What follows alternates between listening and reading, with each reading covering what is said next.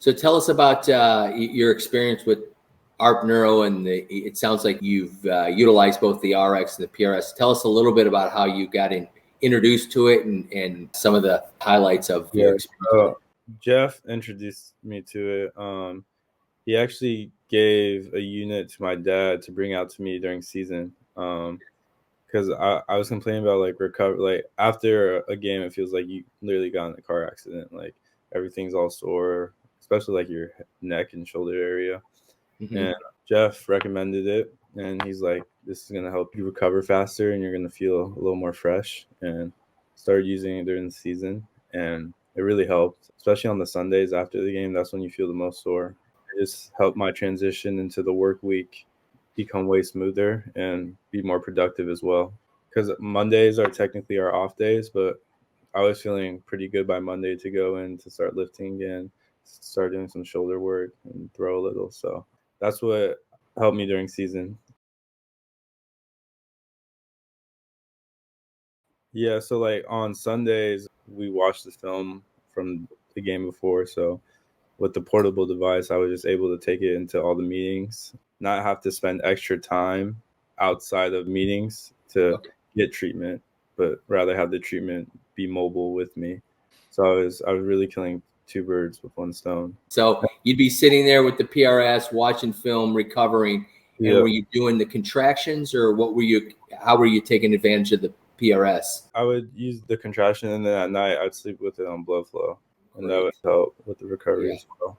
And then you wake up and you were ready to go on Tuesday or Sunday, Monday. Monday, yeah. I think it made a big difference because our team had a lot of injuries this year. I was able to play. Well, because the Ivy League, you play 10 weeks in a row, no bye week. So once that first game starts, you better be ready to go.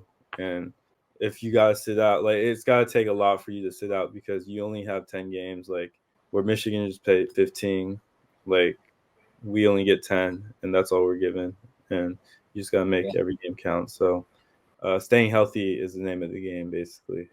Whatever you do to stay healthy. So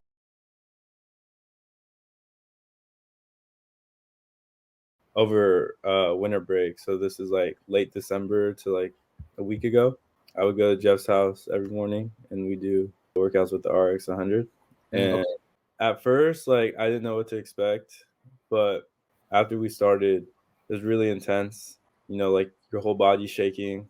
I would put the pads like either on my hamstring, glute, or abductor, and then on my shoulders or my lats. And Jeff would put me through like we just do slow motion throws. So I'm a quarterback, so we would do like a rep would be 1 minute at a time, and we just started off with 3, and I think I only got to like level like 18 or 20. And then as the break went on, we increased the set to 4 or 5. And I was able to, I think I got up to at least 48.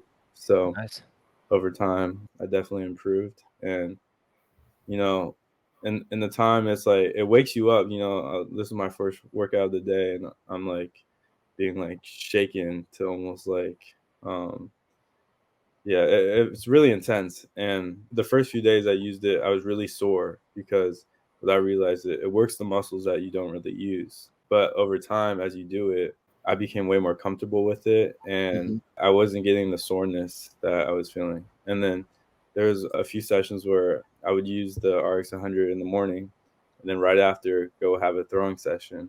And when I was throwing the ball, I noticed like the ball was coming out a little faster. There was a little more spin on it. I was throwing it more with ease, making like longer throws with ease without trying to use all of the strength in my body. And I noticed a drastic change from using the RX 100 in the morning to going into a throwing session right after. Out of curiosity, like how far can you throw the ball? I wasn't testing how far I could throw. Basically, the hardest throw I think a quarterback can make is like, we call it a hole shot, which is you're throwing a go route on the line. So from the outside receiver, he would run a go route, and basically in a certain coverage, there's this hole opens up on the sideline. Like it'd be like 30 yards, it'd be 20 yards down the field on the sideline, and it happens really fast. So you got to get the ball there quick. And I was doing a few of those throws, and the ball was coming out really well. Like it was spinning really well, and it felt effortless, to be honest. Throw is all in the legs, really. You know, the Yeah. arms is essentially the whip.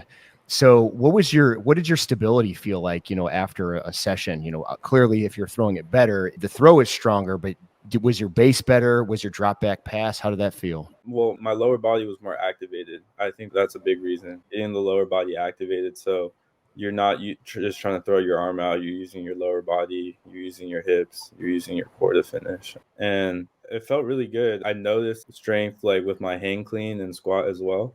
So just I think, especially as a quarterback, you're really not trying to like thicken or bulk up your upper body in a sense, like your chest and your shoulders, where if you focus more on the lower body, it should really take care of everything.